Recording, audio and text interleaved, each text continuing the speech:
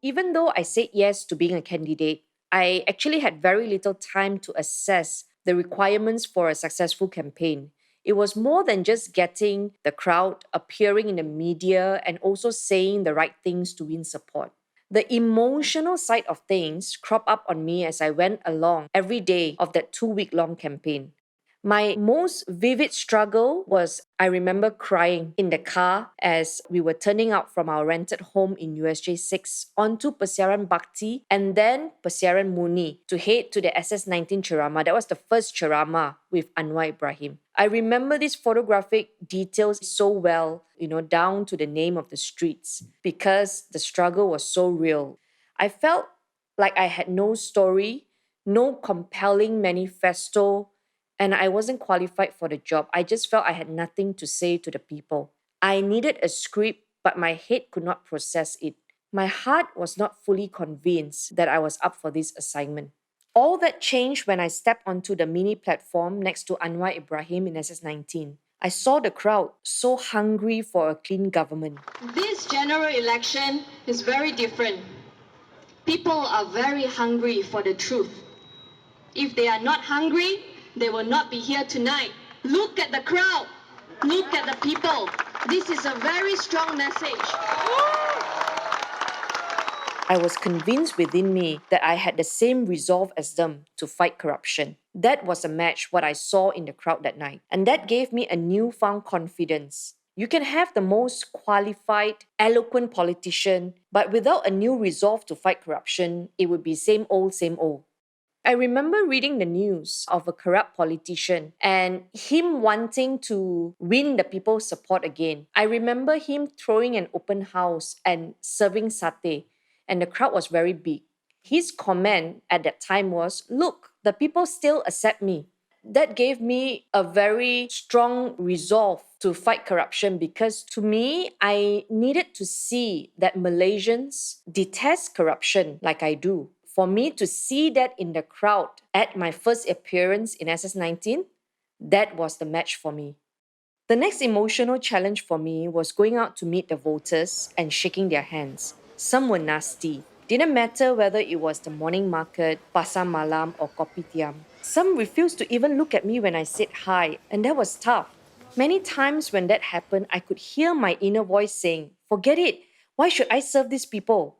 It wasn't easy trying to reconcile this rejection with that earlier found confidence to fight corruption. In fact, there was an incident that I could remember very well. Going into the shower, getting ready to go for another walkabout in the Pasar Malam. I sat on the floor in the shower for the longest time crying because I was so reluctant to get dressed, to go out and face people again. It was not a natural thing for me to do, wanting all this attention to myself, going out and say, "Here I am, vote for me." It was a real struggle for me to give myself for this new calling.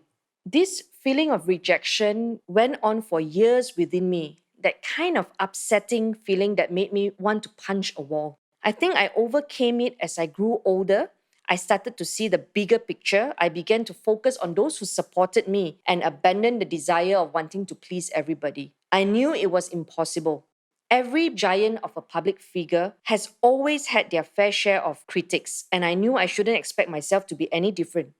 Today, I don't feel that sense of rejection within me anymore. It has taken me years of discipline and moving away from being self-centered and focusing on how I was feeling and how I was being treated. Shift your focus on the work undone and those who need your voice. That will give you the push to take one more step forward. As the campaign went on, the crowds at our rallies began to swell. The biggest crowd was the ceramah held in the rain at the open field in USJ 12. When it started to pour, I remember there was thunder and there was lightning, and we appealed to the people to go home, but no one moved. They wanted more. I saw hunger and a real desperation for change, and that fired me up for polling day. The first step has started. Despite the rain, you have stood here tonight.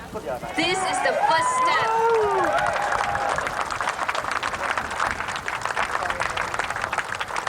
I did not pay you to come. I did not serve you with free food. I didn't give you an appreciation dinner.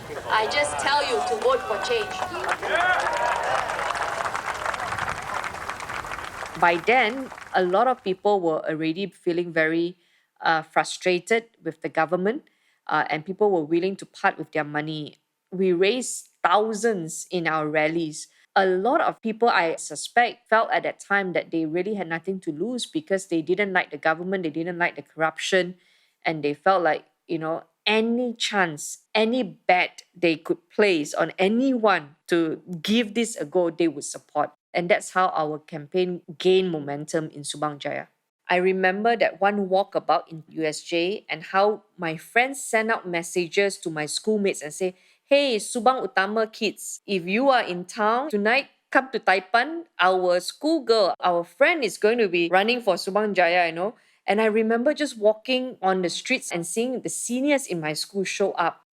They felt like this is a personal campaign for them because this is their friend running. It's so fresh in my head. My senior in school holding the DAP flag, and these are not even DAP members, but hey, it's my friend's party, and this is my friend's campaign. So they held the flag for me. And for the ordinary people, I think, to see a bunch of young people in their 20s walking on the streets to run a political campaign, that was something unheard of, refreshing. And so the curiosity, I think, caused more people to want to find out more about our campaign. And that's how the numbers and excitement and interest grew.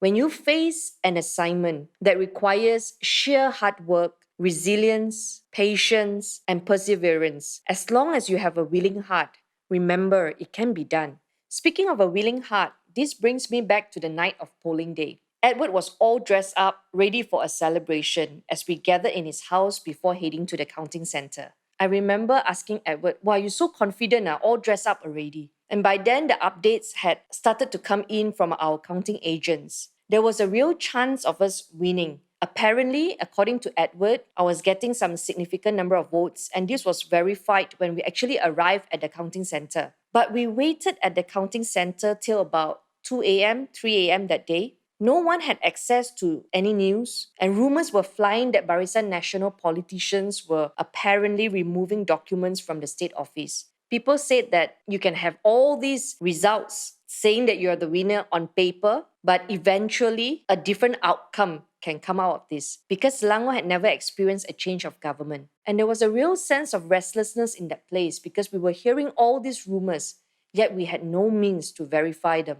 And that's why we were reluctant to leave the counting center, even though it was 3 a.m., because we wanted them to declare us as winner and not having this victory hijacked from us.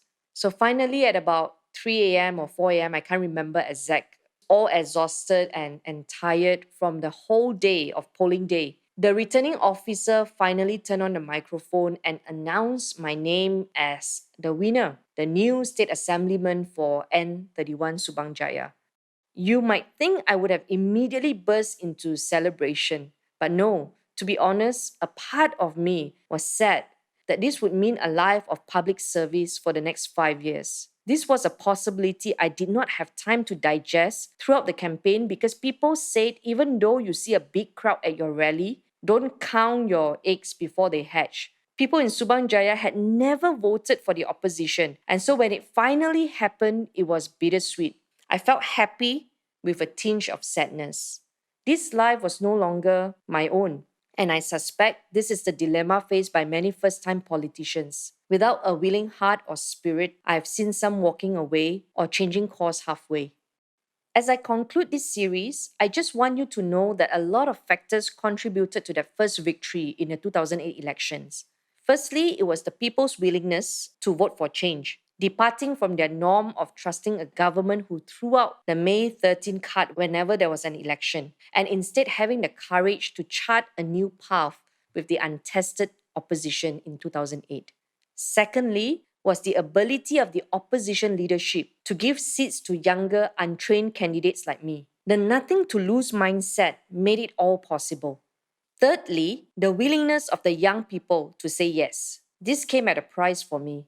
I lived my late 20s without being able to enjoy any weekends for myself or with friends. I remember getting invitation to go to a movie on a Friday night, but in my calendar, It says 7 a.m. in the morning, the next day, gotong royong with residents. Every day was filled with appointments trying to resolve never ending problems. I had to have the willingness to leave out a timetable that had very little me time, lepaking with friends my age, and to have this on a repeat mode, not just for a year, but for more than a decade now. I want to tell you that experience is never the key requirement to success.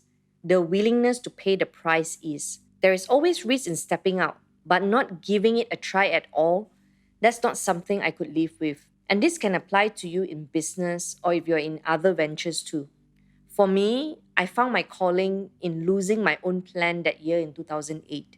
I left behind the Hannah Yeoh who wanted life my own way, a newlywed in event management, to become this Hannah Yeoh who was stretched beyond her imagination. In so doing, I discovered the ability to endure stress that I never thought I had, and I did that at 29. So I want to thank you for listening to my podcast, for wanting to know more about my journey in the beginning of my political career. But I want you to know that this journey that I was in is not something extraordinary or it's not something that is exclusive just for me. It can actually happen to you regardless of your age, when the opportunity comes before you to do something right, to try something new, because no one else around you is willing to pay the price, grab that opportunity, say yes, you will be surprised with the outcome. For me, when I said yes to being on standby for an election candidate for Subang Jaya, I never knew that that yes would lead me to experiencing the journey of becoming a deputy minister in Putrajaya 1 decade later. That simple yes to being on standby gave me so many other opportunities to serve children, to serve people who have no voice on their own. So if you will give yourself a try, don't limit yourself. Don't take the easy road. You will find that there is meaning to your life. You will discover a purpose in your existence. And I really believe that this opportunity will come for every single person if you only pay attention and if you're willing to take risks and pay the price. The outcome will surprise you. Before I end, I just want to encourage all of you that the best days for Malaysia are ahead of us. It's not over yet.